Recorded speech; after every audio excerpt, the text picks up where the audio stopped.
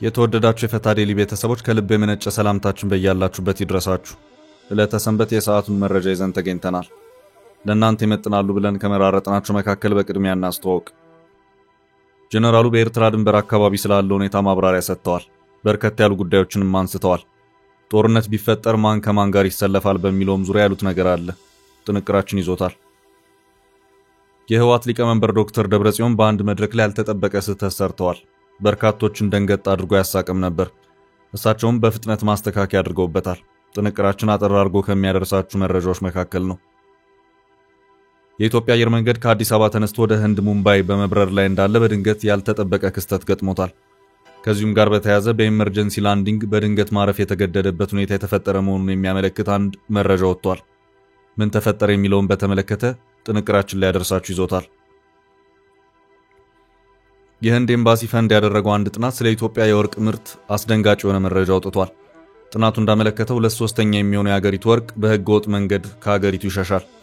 ኢትዮጵያ ከምታመርተው የወርቅ ምርት 61% መደበኛ ባልሆነ ንግድና በህገወጥ መንገዶች እየወጣ የግለሰቦችን ኪስ ብቻ የሚያደልብ ሆኗል። ጥናቱን የምንመለከት ይሆናል። የኢትዮጵያ ፌዴራላዊ ዲሞክራሲያዊ አንድነት መድረክ ወይም በአጭሩ መድረክ ታሪካዊ ሲል የጠራውን ጠቅላላ ጉባኤውን አካሂዶ አዲስ አመራር መምረጡን ይፋ አደረገ።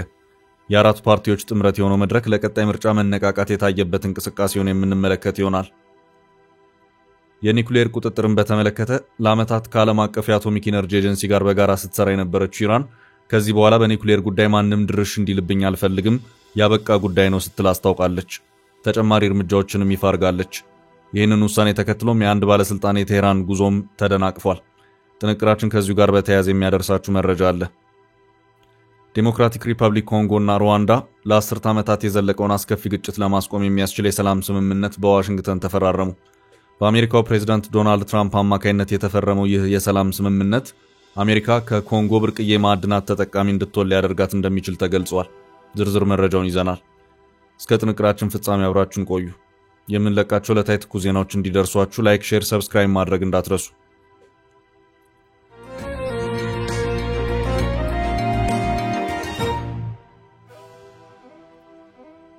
በኤርትራ ከማንም ጋር አንሰለፍም። ጀነራሉ ከተወሰኑ ጊዜያት ወዲህ በኢትዮጵያ ኤርትራ ድንበር በኩል በትግራይ አቅጣጫ እየታዩ ስላሉት ሁኔታዎች ጀነራሉ ማብራሪያቸውን ሰጥተዋል። ጀነራሉ በአሁኑ ሰዓት የቀድሞ የትግራይ ተዋጊዎች እየተባሉ የሚጠሩትን የትግራይ ታጣቂዎች እየመሩ ካሉት የጦር አመራሮች መካከል ናቸው። ጀነራል ዮሐንስ ወልደ ጊዮርጊስ ይባላሉ። በቅጽል ስማቸው ጆን መዲድ እያሉ የሚጠሯቸውም አሉ። ብራክሾ ከተባለ አንድ የበይነመረብ ሚዲያ ጋር በነበራቸው ቆይታ ከተወሰኑ ጊዜያት ወዲህ በኢትዮ ኤርትራ ድንበር ትግራይ አቅጣጫ እየታዩ ባሉ ግንኙነቶች ዙሪያ ማብራሪያቸውን ሰጥተዋል። ከተወሰኑ ጊዜያት ወዲህ በኢትዮ ኤርትራ ድንበር የሚታዩት ሁኔታዎች የኢትዮጵያ መንግስት ዕውቅና የሌላቸው ናቸው። ከኢትዮ ኤርትራ የሻከረ ግንኙነትም አንጻር አደጋ ሊያስከትል ይችላል የሚሉ አስተያየቶች በስፋት እየተሰሙ ይገኛሉ። ከዚሁ ጋር በተያያዘም በኤርትራም በኩል እንደዚሁም በሌሎች አስተያየት ሰጪዎችም የሚሰጡ ምላሾች ይታያሉ። በዚሁ ዙሪያ ማብራሪያ የሰጡት ጀነራሉ ግንኙነቱ የህዝብ ለህዝብ ግንኙነት እንጂ ሌላ ነገር የለውም ሲሉ ከዚያ ውጪ ሌላ ነገር የለም በሚል ጥብቅ ማስተባበያቸውን ሰጥተዋል። የሶማሌ ክልል ህዝብ በድንበር አካባቢ ከሶማሊያ ህዝብ ጋር የህዝብ ለህዝብ ግንኙነት ያደርጋል። በተመሳሳይ መልኩ የኢትዮጵያ ኢሳ ጎሳዎችም ከጅቡቲ ተመሳሳይ ድንበር አካባቢ ህዝብ ጋር ሊገናኝ ይችላል። ይሄ ተፈጥሯዊ ነው። አሁን በትግራይና በኤርትራ ህዝቦች መካከል እየሆነ ያለውም ይሄው ነው። እኛ እዛ ሄደን ኤምባሲ አልከፈትንም ወይም የተለየ ኢኮኖሚያዊ ግንኙነት አላደረግንም ወይም ደግሞ የጦር ስምምነት ያደረግንበት ሁኔታም የለም። ግንኙነቱ የህዝብ ለህዝብ ግንኙነት ነው ሲሉም ጀነራል ዮሐንስ ወልደ ጊዮርጊስ በዚሁ ቃለ ምልልሳቸው ላይ ተናግረዋል። የህወሓት ፖለቲከኞችና የታጣቂዎቹ አመራሮች በአንድ መልኩ በሁለት ዓመታቱ ጦርነት የኤርትራ መንግስት በትግራይ ህዝብ ላይ ዘር ማጥፋት ፈጽሟል፣ ይጠየቅልን ይላሉ። በሌላ አቅጣጫ ደግሞ ይህ መንግስት ቢያንስ በትንሹ ይቅርታ እንኳን ባልጠየቀበት ሁኔታ ግንኙነት እንዲፈጠር እያደረጉ ነው በሚል በተደጋጋሚ የሚቀርቡባቸው ክሶች አሉ። ከዚሁ ክስ አቅራቢዎች መካከል አንዱ የቀድሞ የትግራይ ጊዜያዊ አስተዳደር ፕሬዝዳንትና በአሁኑ ሰዓት የጠቅላይ ሚኒስትሩ የምስራቅ አፍሪካ ጉዳዮች አማካሪ ሆነው እየሰሩ ያሉት አቶ ጌታቸው ረዳ ናቸው። ጀነራል ዮሐንስ የውጭ ኃይል እንዲገባ በማድረግ ጄኖሳይድ እንዲፈጸም ያደረገ መንግስት እኛን በዚህ መክሰስ ሞራል የለውም ሲሉም ተከላክለዋል። ጀነራሉ ግንኙነቱ የህዝብ ለህዝብ ግንኙነት ነው፣ ከዚህ ያለፈ ነገር የለውም ይበሉ እንጂ አፍሪካ ኢንተለጀንስ ከዚህ ቀደም ባወጣው አንድ የምርመራ መረጃው በኤርትራ ባለስልጣናትና በህወሓት ወታደራዊ አመራሮች መካከል ግንኙነቶች የተጀመሩ መሆኑን አመልክቷል። ይህንን መረጃ ኤርትራም ህወሓትም አጥብቀውና አከታትለው ያስተባበሉበት ሁኔታ ታይቷል። ጀነራሉ በትግራይ አንዣቧል ከተባለው ጦርነት ጋር በተያያዘም እኛ ከኤርትራ ጎን ሆነን የፌዴራሉ መንግስት አንወጋም፣ ይህንን ለማድረግ የሚያስችል እንደዚህ አይነት የወረደ ስብዕና የለንም፣ በተመሳሳይ መልኩ ከኢትዮጵያ መንግስት ጋር ሆነን የኤርትራን መንግስት የምንወጋበት ሁኔታ የለም ሲሉ አስታውቀዋል።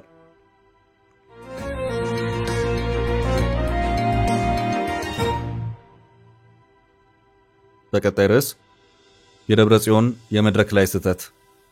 ሰሞኑን በትግራይ አደባባይ መድረኮች በዝተዋል። የሰማዕታት ቀን ከሚለው ጀምሮ መቀሌን ድል አድርገን የተቆጣጠርንበት ቀን በሚል በክልሉ ተከታታይ አደባባይ በዓላት ሲደረጉ ከርመዋል። ከዚሁ ጋር በተያያዘም ደብረጽዮን በአንደኛው መድረክ ላይ ተገኝተው ንግግር ሲያደርጉ አንድ ያልተጠበቀ ስህተትን ሲሰሩም ታይተዋል። እሱም የቀድሞውን ጓዳቸውን አቶ ጌታቸው ረዳን በዕለቱ ከታደሙት የክብር እንግዶች መካከል አድርገው መጥራታቸው ነበር። አቶ ጌታቸው በቦታው አልነበሩ።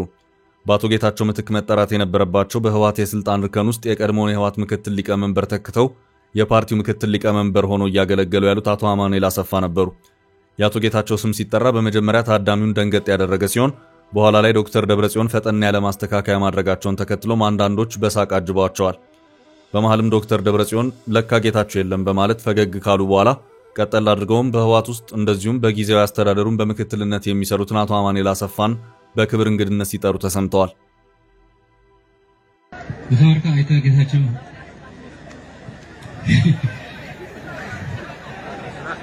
ጌታቸው የለም ታወርካ አይተ አማኑኤል አሰፋ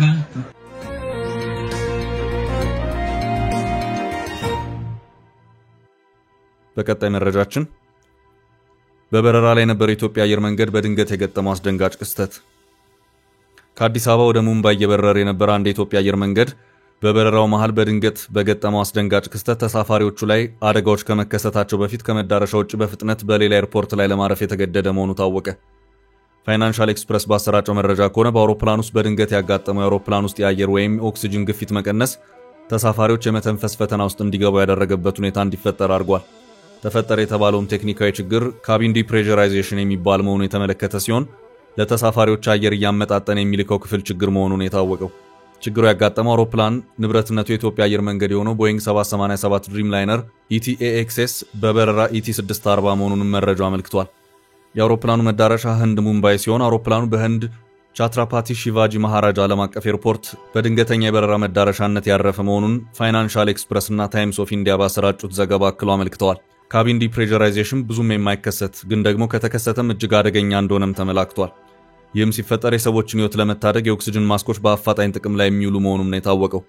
ታይምስ ኦፍ ኢንዲያ እንዳመለከተው ከሆነ ከተፈጠረው ድንገተኛ አውሮፕላን ውስጥ የአየር አለመስተካከል ወይም የአየር ግፊት ጋር በተያያዘም ከተሳፋሪዎች መካከልም የተወሰኑት በዚያው በኤርፖርት ውስጥ አፋጣኝ ሕክምና አድርገው ሲያገግሙ፣ አንድ ሰው ግን ሆስፒታል መግባት ግድ ብሎታል። ዘገባው አውሮፕላኑ በአረብ ባህር 33000 ጫማ ላይ ሲበር የነበረ መሆኑንም አክሎ አመልክቷል።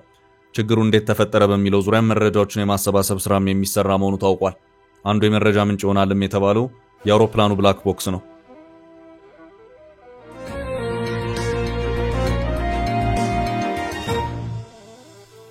ወደ ቀጣይ መረጃ ስናልፍ 2/3 የኢትዮጵያ ወርቅ ምርት በህገ ወጥ መንገድ ይሻገራል። የህንድ ኤምባሲ ፈንድ ያደረገው አንድ ጥናት ስለ ኢትዮጵያ የወርቅ ምርት አስደንጋጭ የሆነ መረጃ አውጥቷል። ጥናቱ እንዳመለከተው 2/3 የሚሆነው የሀገሪቱ ወርቅ በህገ ወጥ መንገድ ሀገሪቱን ይሸሻል። ኢትዮጵያ ከምታመርተው የወርቅ ምርት 61 በመቶ መደበኛ ባልሆነ ንግድና በህገ ወጥ መንገዶች እየወጣ የግለሰቦችን ኪስ ብቻ የሚያደልብ ሆኗል። ሀገሪቷ ከወርቅ ምርት የውጭ ምንዛሬና ማግኘት የሚገባትን ገቢ እያጣች መሆኑን የህንድ ኤምባሲ ያስጠናው ጥናት ያመለከተው። ኢትዮጵያ ወደ ህንድ የምትልካቸውን ፖታሽ ምርት፣ ሌሎች ውድ ማዕድናትን የተመለከተው ጥናት አብዛኛው ማዕድናቱ በህገ ወጥ መንገድ እንደሚወጡ ተመልክቷል። በሀገር ውስጥ ገበያ በግለሰብ ወርቅ አውጪዎች ከሚወጣውና ከሚሸጠው ወርቅ አንስቶ የውጭ ሀገራት ተጓዦችና ቱሪስቶች በዚህ ወርቅ ማዘዋወር ውስጥ ይገኙበታል ብለዋል። ይሄ ብሔራዊ ባንኩን የውጭ ምንዛሬ ክምችት የሚያሳጣው ነው ሲል ደምድመዋል። ጥናቱ ለማዕድን ሚኒስቴር እንዲቀርብም ተደርጓል። ሀገሪቱ በወርቅና ሌሎች ማዕድናት ላይ ያላት የቁጥጥር ሁኔታ ችግሩን አባብሶታል ሲልም ሪፖርቱ የቁጥጥር አካሄዱን እንደ ችግር ተመልክቷል። ወርቅ ላኪዎች ፈቃድ ለማግኘት በርካታ ተግዳሮት እንዳለባቸው፣ በፌዴራል ክልልና የአካባቢ አስተዳደሮች ዘንድ ያለው የአሰራር ልዩነት ለችግሩ ዋና መንስኤ ነው ብለዋል። በተለይ ይህ ሁኔታ በትግራይ ሰፋ ብሎ የሚታይ መሆኑን ነው ጥናቱ የጠቆመው። በትግራይ ወርቅ ማውጣት ፍቃድ ከአንድ ዓመት በፊት በታገደበት ቀጥሏል። ይሄ በፌዴራል ደረጃ ፍቃድ አግኝተው የሚሰራው 27 የውጭ ሀገራት ድርጅቶች ስራቸው ከ2020 አንስቶ እንዲቋረጥ አድርጓል ብለዋል። የውጭ ሀገራት ትልቅ ድርጅቶች ጀምረው ስራ ባቋረጡባቸው የወርቅ ማውጫ ጉድጓዶች አካባቢ የአካባቢ ወርቅ አውጪዎች ያለ ፍቃድ ገብተው እየሰሩ መሆኑን ጥናቱ አመልክቷል። ይህ ችግር እንዳለ ሆኖ በትግራይ ህጋዊ የወርቅ አውጪዎች 10 ቶን ወርቅ ወደ ብሔራዊ ባንክ ማስገባት መቻላቸውን ጥናቱ ያወሳል። በአመቱ በ9 ወራት ውስጥ የገባው ይህ ወርቅ እስካሁን ከነበረው በ40 እጥፍ የበለጠ ሆኖ መገኘቱ ነው በጥናቱ የታየው። ብሔራዊ ባንኩ ከኦሮሚያና ቤንሻንጉል ጉሙዝ ክልል 26 ቶን ወርቅ በአመቱ ማግኘቱም ተጠቅሷል። ይሁን እንጂ 60 ቶን ወርቅ በዶላር ሲሰላ 6 ቢሊዮን የሚያወጣ የወርቅ መጠን በህጋዊ መንገድ በአመቱ ከሀገር ወጥቷል፣ በህገ ወጥ ገበያ ተሽጧል። የህንድ የውጭ ንግድ ፖሊሲ ከ2023 አንስቶ እስከሚቀጥለው 2028 ድረስ ኢትዮጵያ ከታሪፍ ነፃ በሆነ መንገድ የማዕድን ምርቶቿን እንድታስገባ ይፈቅዳል። 98 በመቶ ቀረጥ እንዳይከፈልም ማበረታቸው ይደነግጋል። ኢትዮጵያ ወደ ህንድ ወርቅ፣ ሰንፔር እና ኦፓል የተሰኙ ማዕድናትን ትልካለች። እነዚህ የማዕድን ምርቶች ግን በእውቀትና ጥራት ማነስ፣ በደረጃ መደብ ስርዓት አለመኖርና ደካማ በሆነ የፍቃድ አሰጣጥ ስርዓት ምክንያት አጥጋቢ በሆነ መልኩ ተመርተው ወደ ገበያ እንደማይቀርቡ ጥናቱ አመልክቷል። በተጨማሪ ገበያ ትስስር ወደ ህገ ወጥ ማዘመኑ የትራንስፖርት ሁኔታን ፈታኝ መሆኑ ዘርፉን እየፈተነ ነው ተብሏል። በባህላዊና ኢመደበኛ መልኩ የሚካሄደው የማዕድን ማውጣት ስራ በትንሹ 1.2 ሚሊዮን ህዝቦች የሚሳተፉበት ሲሆን 7.5 ሚሊዮን ዶላር ገቢ የሚያመጣ መሆኑ ተመላክቷል።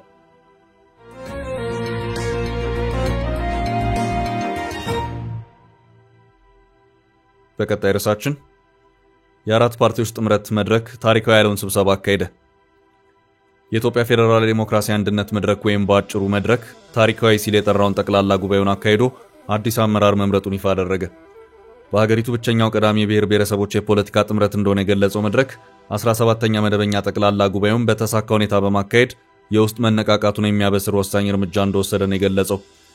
በግንባሩ ጽህፈት ቤት የተካሄደው ጉባኤ አዲስ አመራር በመምረጥና እውነተኛ ዴሞክራሲያዊነትና ሰላማዊ አንድነትን ለመገንባት የሚያስችል ስትራቴጂካዊ አቅጣጫ በማስቀመጥ መጠናቀቁን አሳውቋል። ፓርቲው ለቀጣይ ምርጫ መነቃቃት የመሰለውን ጉባኤ ነው ያካሄደው። በጉባኤው አዲስ የተመረጠው አመራር ወጣት አመራሮችን ከተሞክሮና ልምድ ካካበቱ አንጋፋ ፖለቲከኞች ጋር በስትራቴጂካዊ ቅንጅት ያካተተ እንደሆነና ይህም መድረክ የኢትዮጵያን ውስብስብ ፖለቲካዊ ተግዳሮቶች በብቃት እንዲወጣ እንደሚያስችለው እንደሆነ አመልክቷል። አዲሱ የሥራ አስፈጻሚ ኮሚቴ ሆነው ከተመረጡ መካከል አቶ አምዶም ገብረስላሴ መድረክ ሊቀመንበር ሲሆኑ አቶ ሱልጣን ቃሲም ምክትል ሊቀመንበርና የህዝብ ግንኙነት ኃላፊ፣ ፕሮፌሰር መረራ ጉዲና ምክትል ሊቀመንበርና የውጭ ጉዳይ ኃላፊ ሆነዋል። መድረክ በአራት ፓርቲዎች ጥምረት የተመሰረተ ፓርቲ ሲሆን አሁን ላይ የአረና ትግራይ ለዲሞክራሲና ለሉዓላዊነት አረና፣ የኦሮሞ ፌዴራሊስት ኮንግረስ ኦፌኮ፣ የሲዳማ አርነት ንቅናቄ ሲአን እንዲሁም የአፋር ህዝብ ፍትህና ዲሞክራሲ ፓርቲን በአባልነት ያቀፈ ድርጅት ነው። ጥምር ፓርቲው በቀጣይ ዓመት ለሚካሄደው ምርጫ ማነቃቂያ የሆነውን እንቅስቃሴ ማድረጉን የተመለከተው።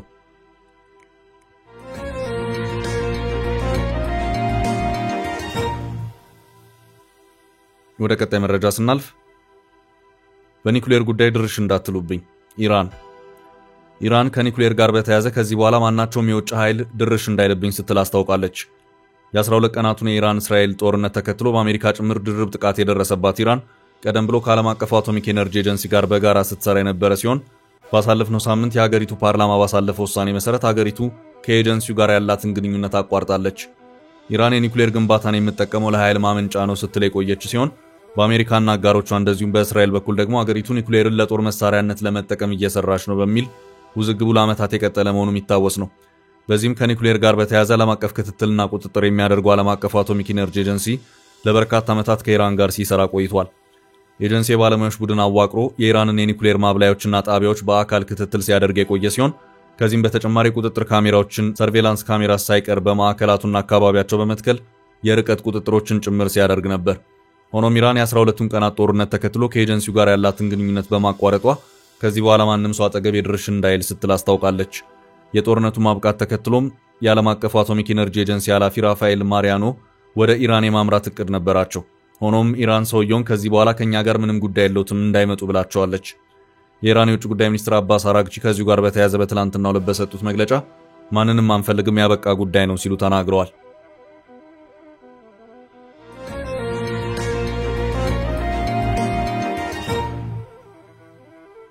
በመጨረሻም አሜሪካ ያደራደረችው የኮንጎና ሩዋንዳ ስምምነት።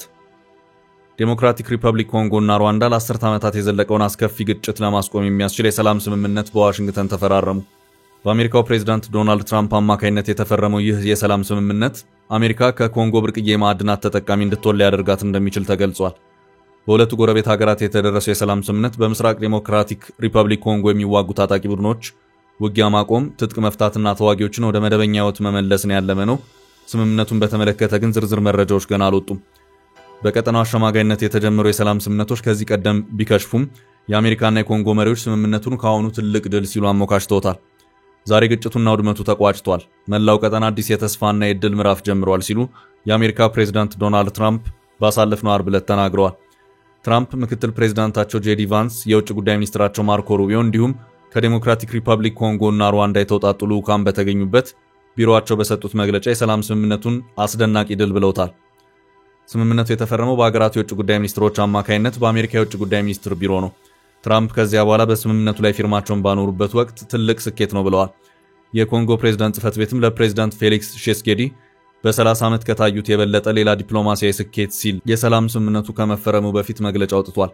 ምንም እንኳን ቀኑ ባይገለጽም የኮንጎ ፕሬዝዳንት ፌሊክስ ሼስኬዲ እና የሩዋንዳው ፕሬዝዳንት ፖል ካጋሜ ወደ ዋሽንግተን አቅንተው ከትራምፕ ጋር እንደሚገናኙ ተነግሯል። በሁለቱ ሀገራት መካከል ያለው ጥረት በተባባሰበት ወቅት ኳታር ይህን ለማርገብ ከጥቂት ወራት በፊት የሽምግልና ጥረት መጀመሯን ስለ ድርድሩ የሚያውቁ ዲፕሎማት ተናግረዋል። ኳታር ወደ ሁለቱም ሀገራት ልዑካን የላከች ሲሆን የኮንጎና የሩዋንዳ ፕሬዝዳንቶች ዶሃ ላይ ከተገናኙ በኋላ በአሜሪካ የሚደገፍ የጋራ ኮሚቴ ተቋቁመዋል ሲሉ እኚሁ ዲፕሎማት አክለዋል። ከጥቂት ወራት በፊትም የኤም23 አማጽያን የምስራቅ ዲሞክራቲክ ሪፐብሊክ ኮንጎ መዲና ጎማ፣ የቡካቩ ከተማና 2 አየር ማረፊያዎችን ጨምሮ ሰፊ ግዛት መቆጣጠራቸውን ተከትሎ ለ10 ዓመታት የዘለቀው የዲሞክራቲክ ሪፐብሊክ ኮንጎ ጦርነት የበለጠ እንዲባባስ አድርጎታል። በቅርቡም በተደረጉ ውጊያዎች በሺዎች የሚቆጠሩ ሰዎች ተገድለዋል። እንዲሁም በመቶ ሺዎች የሚቆጠሩ ሰላማዊ ዜጎች ከቤት ንብረታቸው ተፈናቅለዋል። ግዛቶቹን ያጣው የኮንጎ ማዕከላዊ መንግስት አሜሪካ እርዳታ እንድትሰጠው ጠይቋል። በዚህም አሜሪካ የደህንነት ዋስትና የምትሰጠው ከሆነ በምላሹ ወሳኝ የሆኑ ማዕድናትን ለመስጠት መጠየቁ ተዘግቧል። የምስራቅ ዲሞክራቲክ ሪፐብሊክ ኮንጎ ግዛት ኮልታንን ጨምሮ በዓለም አቀፍ የኤሌክትሪክ ኢንዱስትሪ አስፈላጊ የሆኑ የማዕድን ግብዓቶች የበለጸገ ነው። ሩዋንዳ ኤም23 የተሰኘውን ታጣቂ ቡድን እንደምትደግፍ በርካታ መረጃ የቀረበባትን ክስ አትቀበለውም። ሩዋንዳ በኮንጎ ወታደሮቿን ያስገባችው በአብዛኛው ከሁቱ ብሔር የተውጣጣና በአውሮፓውያኑ 1994 የሩዋንዳ ዘር ጭፍጨፋ ግንኙነት ያለው ኤፍዲኤልአር ዴሞክራቲክ ፎርስ ፎር ዘ ሊብሬሽን ኦፍ ሩዋንዳ የተባለው ታጣቂ ቡድን የጋረጠውን ስጋት ለመከላከል ነው ትላለች። ሩዋንዳ በበኩሏ ኤፍዲኤልአር የተሰኘውን ቡድን ኮንጎ ትደግፋለች ስትል የምትከስ ሲሆን ኮንጎ ይህንን አትቀበለው። የኮንጎ ተደራዳሪዎች የሩዋንዳ ወታደሮች ከኮንጎ በአስቸኳይ መውጣታቸው በስምምነቱ እንዲካተት ጫና ማድረጋቸውን ሮይተርስ የዜና ወኪል ዘግቧል። በኮንጎ ምድር 7000 ወታደር ያላት ሩዋንዳ ይህን ለመቀበል ፍቃደኛ እንዳልሆነች ተገልጿል። የሩዋንዳ ወታደሮች ከዴሞክራቲክ ሪፐብሊክ ኮንጎ ለቆ መውጣት ለሁለቱ ሀገራት አከራካሪ ከሆኑ ጉዳዮች አንዱ ነው። ስምምነቱ ሊፈረም ጥቂት ሰዓታት ሲቀረው የሼስኬዲ ጽሕፈት ቤት ስምምነቱ የሩዋንዳ ወታደሮች ለቀው እንዲወጡ የሚያስችል ነው ብለዋል። ሆኖም የተፈረመው ስምምነት ሙሉ ዝርዝር ይፋ እስካልሆነ ድረስ በርካታ መሰረታዊ ጥያቄዎች ምላሽ አያገኙም ብለዋል። ቻችን ለዛሬ ያዝንላችሁን ርዕሰ ጉዳዮች እዚህ ላይ ቋጨን። ላይክ፣ ሼር እና ኮሜንት በማድረግ ለቻናላችን ድጋፋችሁን መግለጽ እንዳትዘነጉ እያልን ከሌሎች መረጃዎች ጋር ደግመን እስክንገናኝ ቸር ያሰማን ስንል ተሰናበትን።